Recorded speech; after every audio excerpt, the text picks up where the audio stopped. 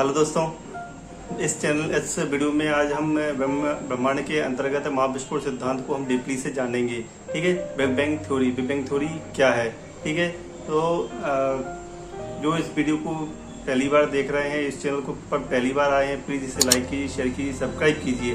But पहले इस video को आप लास्ट तक जरूर देखिएगा, इस वीडियो का बेनिफिट पहले उठाइएगा। इसके बाद आप लाइक, शेयर और सब्सक्राइब कीजिएगा और बेल आइकन का बटन जरूर प्रेस कीजिए, जिससे कि मेरे आने वाले नेक्स्ट वीडियो की नोटिफिकेशन आपको मिलती रहे। ओके दोस्तों, ठीक है, एक बार फिर मेरे चैनल पर आप सबका स्वागत है। ठीक है, हम वीडियो स्टार्ट करते हैं।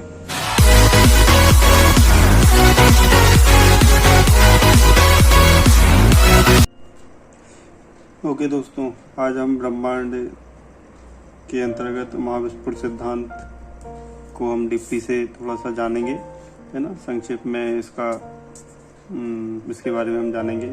हालांकि हमने पिछले वीडियोस में इसके बारे में थोड़ा हमने चर्चा की थी, लेकिन इसको हम और अच्छे से समझते हैं।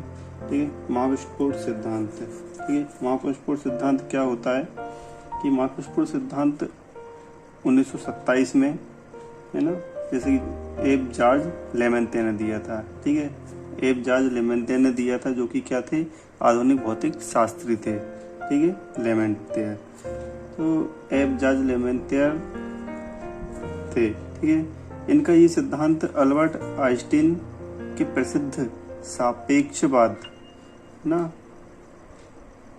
अल्बर्ट आइंस्टीन के प्रसिद्ध सामान्य सापेक्षवाद के सिद्धांत पर आधारित था, है ना। लेकिन उसे उस समय सिद्धांत के आलोचकों द्वारा अनसुना कर दिया गया था। मतलब कि जो ये सिद्धांत दिया था, ये एब जॉर्ज लेमेंते ने दिया था और ये अल्बर्ट आइंस्टीन के प्रसिद्ध सामान्य सापेक्षवाद के सिद्धांत पर आधारित था। लेकिन इसके भी कुछ आलोचक भी हुए, मतलब इसका विरोध करने वाले या इसको नकारने वाले लोग हुए, तो उन्होंने इसको अनसुना कर दिया गया। महाविस्फोट सिद्धांत हमने पिछली बार उसमें समझा था, है ना, कि महाविस्फोट सिद्धांत या बिग बैंग थ्योरी क्या है, कि यह ब्रह्मांड की उत्पत्ति संबंधी सामान्य सिद्धांत है और इसी विस्तारित ब्रह्मांड परिकल्पना भी कहा जाता है ना दोस्तों। इसे क्या कहा जाता है, इसे हम विस्तारित ब्रह्मांड परिकल्पना, ठीक है, विस्तारित ब्रह्मांड परिकल्पना भी कहते हैं। ओके दोस्तों, ठीक है, इसे इंग्लिश में क्या बोलते हैं, एक्सपेंडिंग यूनिवर्स हाइपोथेसिस कहा जाता है। इस सिद्धांत के अनुसार क्या था कि ब्रह्मांड की उत्पत्ति एक बड़े विस्फोट से हुई है ना। यह समय लगभग 15 अरब वर्ष पूर्व का था। ओके दोस्तों, है ना, ये मतलब काफी टाइम पुरानी बात है। ठीक है, कि 15 अरब वर्ष पूर्व की बात है। ठीक है, आरंभ में क्या हुआ था कि इस पदार्थ या इसके सभी पदार्थ जो थे, ठीक है, जिससे कि ब्रह्मांड बना है ना, एकाकी परमाणु के रूप में एक ही स्थान पर स्थित थे। इसका आयतन अति निम्न था और तापमान इसका काफी उच्च था। इस प्रक्रिया के दौरान क्या हुआ था कि इन परमाणुओं में भीषण विस्फोट हुआ। ठीक है, परमाणु संलयन आपने पढ़ा होगा साइंस में। ठीक है, इसमें विस्फोट हुआ और भीषण विस्फोट हुआ, तो क्या हुआ कि विस्फोट के पश्चात इसका विस्तार होता गया। मतलब अणुओं में क्या हुआ कि विस्फोट होते चले गए और ये ब्रह्मांड फैलता चला गया, पदार्थ फैलते चले गए, है ना, जिससे कि ग्रह, तारे और कई चीजें बनती चली गई। ठीक है, तो क्या हुआ कि इसके फलस्वरूप वर्तमान ब्रह्मांड का स्वरूप प्राप्त हुआ, है ना, और ब्रह्मांड आज भी जारी है, मतलब फैलता जा रहा है, बढ़ता जा रहा है। और इसका प्रमाण आकाशगंगाओं के बीच बढ़ती दूरी से हम देख सकते हैं, देखते हैं, है ना, लगा सकते हैं। ठीक है दोस्तों, इसी के अंतर्गत एक डॉपलर विस्थापन का सिद्धांत भी था। ठीक है, डॉपलर विस्थापन जिसे हम बोलते हैं, ठीक है, इसको क्या हम बोलते हैं, डॉपलर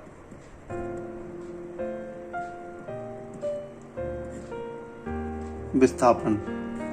ओके दोस्तों, इसमें क्या कहा गया था कि इसमें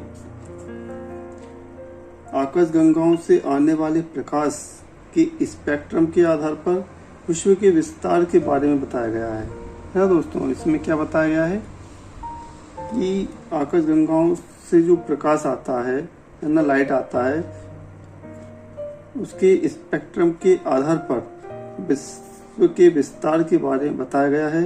यदि स्पेक्ट्रम में रक्त विस्थापन की घटना हो, है ना, रेड शिफ्ट, ठीक है, रक्त विस्थापन की घटना हो तो प्रेक्षित आकाशगंगा पृथ्वी से दूर भाग रही है, और यदि स्पेक्ट्रम में बैंगनी विस्थापन हो तो प्रेक्षित आकाशगंगा पृथ्वी के पास आ रही है ना दोस्तों। समझ में आया कि रक्त विस्थापन हो तो प्रेक्षित आकाशगंगा पृथ्वी से दूर जा रही है, और बैंगनी विस्थापन हो तो पृथ्वी के पास आकाशगंगा आ रही है। यही डॉपलर विस्थापन है। ओके दोस्तों, क्योंकि अभी तक स्पेक्ट्रम में रक्त विस्थापन की घटना के प्रमाण मिले हैं, ठीक है, रक्त विस्थापन के प्रमाण मिले हैं, मतलब कि पृथ्वी से दूर जा रही है आकाशगंगा, है ना। अतः आकाशगंगा दूर जा रही है, मतलब पास नहीं आ रही है, तो इसलिए हम कहते हैं कि आकाशगंगा एक दूसरे से दूर जाती जा रही है, विस्थापन होता जा रहा है। ओके, फिर क्या हुआ 1929 में एडविन हब्बल, है ना, एडविन हब्बल ने लाल विचलन मतलब रेड शिफ्ट के सिद्धांत के आधार पर पाया कि ब्रह्मांड फैल रहा है, ठीक है। मतलब 1929 में एडविन हब्बल ने एक मतलब खोज की, है ना, सर्वे किया, उन्होंने फिर सिद्धांत दिया लाल विचलन के नाम से ना। तो लाल विचलन के सिद्धांत के आधार पर पाया कि ब्रह्मांड फैल रहा है और आकाश या ब्रह्मांड की आकाशगंगाएं तेजी से एक दूसरे से दूर जा रही हैं। मतलब आकाश में जो आकाशगंगा है वो क्या है, एक दूसरे से दूर जा रही हैं। फिर इसी सिद्धांत के अनुसार क्या हुआ कि पहले आकाशगंगाएं एक दूसरे के पास रही होंगी, ठीक है। लाल विचलन सिद्धांत के अंतर्गत क्या था कि आकाशगंगाएं या आकाश में आकाशगंगाएं क्या है, ब्रह्मांड में आकाशगंगाएं एक दूसरे से तेजी से दूर जा रही हैं, ठीक है। इस सिद्धांत के अनुसार क्या था कि मानना क्या था इसका कि पहले आकाशगंगाएं क्या है, एक दूसरे के पास रही होंगी, और उससे पहले भी मतलब उस समय से पहले भी ये और अधिक पास रही होंगी, ठीक है दोस्तों। फिर क्या बोले कि यह सिद्धांत आइंस्टीन के अनंत और स्थैतिक ब्रह्मांड के विपरीत था, ठीक है। तो ये इन्होंने अपनी अवधारणा दी, है ना। और यह सिद्धांत क्या था, आइंस्टीन के अनंत और स्थैतिक, ठीक है, अनंत और स्थैतिक ब्रह्मांड के विपरीत था। मतलब ब्रह्मांड जो क्या है, अनंत है, वो है ना, और स्थैतिक है, अनंत है और स्थैतिक है, ठीक है। तो ठीक है, तो यह सिद्धांत आइंस्टीन के अनंत और स्थैतिक ब्रह्मांड के विपरीत था, ठीक है। मतलब जो आइंस्टीन ने जो सिद्धांत दिया था, ठीक है, आइंस्टीन ने इसका जो सिद्धांत दिया था सामान्य सापेक्षवाद, उसके ये विपरीत था। कौन सा, ठीक है, ये अपना कौन सा, लाल विचलन सिद्धांत, ठीक है। फिर क्या हुआ, इसके बाद यह निष्कर्ष निकला कि ब्रह्मांड ने ऐसी परिस्थिति से जन्म लिया है, ब्रह्मांड ऐसी परिस्थिति में बना है जिससे ब्रह्मांड का सारा पदार्थ अत्यंत उच्च तापमान और उच्च घनत्व पर एक ही स्थान पर केंद्रित था, ठीक है। ब्रह्मांड मतलब ऐसा स्थिति में बना है कि इसका जो द्रव्यमान था या पदार्थ था वह एक ही स्थान पर अत्यंत उच्च तापमान मतलब बहुत ही गर्म स्थिति में और अत्यधिक घनत्व में एक ही स्थान पर केंद्रित था। इसलिए इस स्थिति को गुरुत्विक अपूर्वता स्थिति कहते हैं, ठीक है। मतलब ब्रह्मांड में या ब्रह्मांड का जो पदार्थ फैले हुए हैं, तो जो पदार्थ है वह अत्यंत उच्च तापमान में मतलब बहुत गर्म और उच्च घनत्व में स्थित था, केंद्रित था, इसलिए इस स्थिति को गुरुत्विक अपूर्वता है ना, ग्रेविटेशनल सिंगुलरिटी कहा जा गया है। ओके दोस्तों, ठीक है, इस सिद्धांत को क्या कहा गया है? गुरुत्विक अपूर्वता कहा गया है। ठीक है, दूसरी स्थिति में क्या, दूसरी संभावना क्या थी कि दूसरी संभावना था फ्रेड होयल, है ना, फ्रेड होयल का स्थायी स्थिति मॉडल। ठीक है दोस्तों, दूसरी संभावना क्या थी कि फ्रेड होयले का है ना, फ्रेड होयले का स्थायी स्थिति मॉडल। ठीक है, फ्रेड होयलेज है ना स्टेडी स्टेट मॉडल।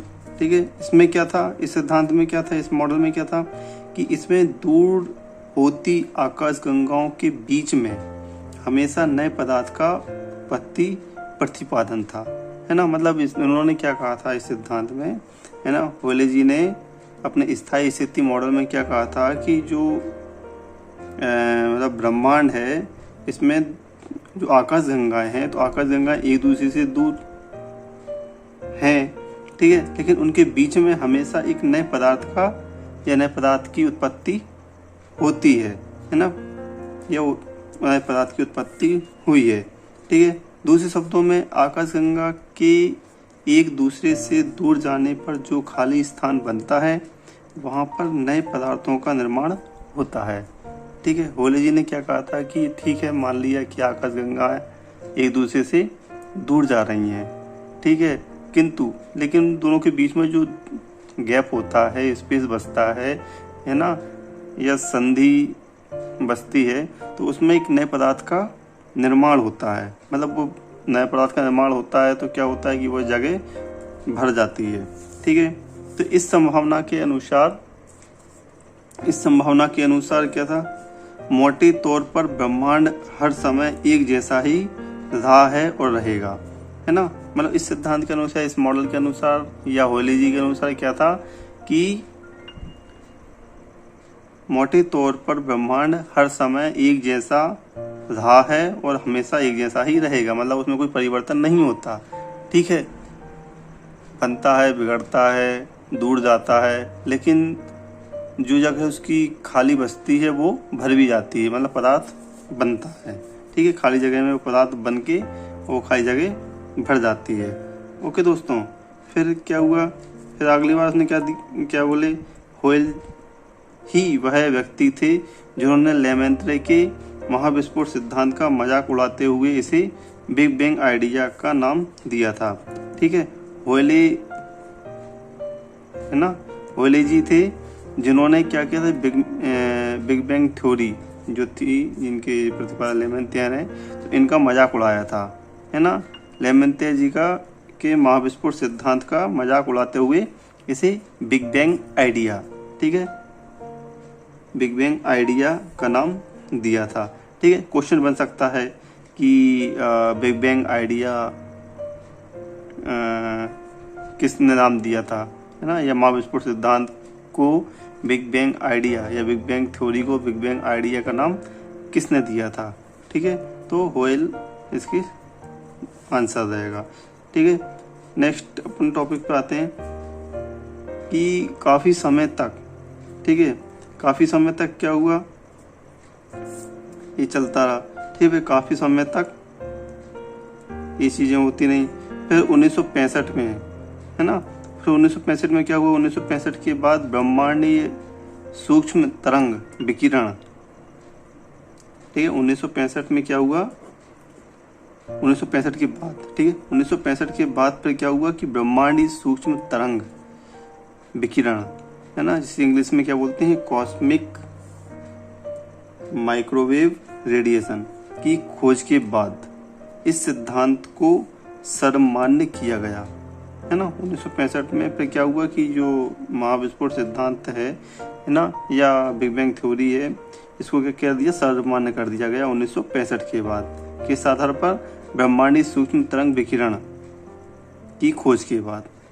ओके दोस्तों, इस सिद्धांत को सर्वमान्य कर दिया गया। और क्या है कि वर्तमान में खगोल विज्ञान का हर नियम, मतलब वर्तमान समय में क्या है, खगोल विज्ञान का या ब्रह्मांड का या अंतरिक्ष सर्वे का कोई भी नियम हो, है ना, इसी सिद्धांत पर आधारित है।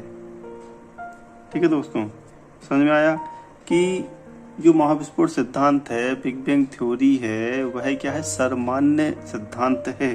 और इसके अलावा जितने भी ब्रह्मांड के जो सिद्धांत हैं दूसरे, है ना, वो सब इसी पर आधारित सिद्धांत हैं।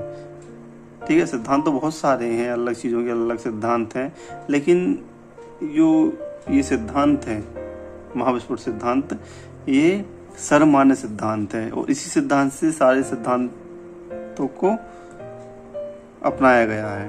ओके दोस्तों, ये आज का टॉपिक हमारा कंप्लीट होता है ना, ये छोटा सा टॉपिक था। ठीक है, आई होप कि आपको ये वीडियो अच्छा लगा होगा और ये जानकारी आपको समझ में आई होगी। ठीक है दोस्तों, तो आपको ये वीडियो अच्छा लगा हो तो प्लीज़ इसे लाइक कीजिए, शेयर कीजिए, सब्सक्राइब कीजिए और बेल आइकन का बटन जरूर प्रेस कर दीजिएगा, क्योंकि जिससे कि मेरे आने वाले वीडियोस की आपको नोटिफिकेशन मिलती रहेगी। ओके दोस्तों, ये हमारा वीडियो कंप्लीट होता है। ठीक है, आप आई होप कि आपको इस वीडियो की इंफॉर्मेशन या कंटेंट आपको पसंद आया होगा। और यदि ये वीडियो आपको अच्छा लगा हो तो प्लीज़ इसे लाइक कीजिए, शेयर कीजिए, सब्सक्राइब कीजिएगा। ठीक है, और मेरे डिस्क्रिप्शन में लास्ट वीडियोस की लिंक भी दी गई है। ठीक है, वहाँ से जाके आप देख सकते हैं। ठीक है, और मेरा इंस्टाग्राम, फेसबुक और ट्विटर अकाउंट की लिंक भी दी गई है, प्लीज़ उस पर जाके आप फॉलो कीजिए। और आपको ये वीडियो कैसे लगा मुझे कमेंट करके ज़रूर बताइएगा। ओके दोस्तों, थैंक यू सो मच। जय हिंद।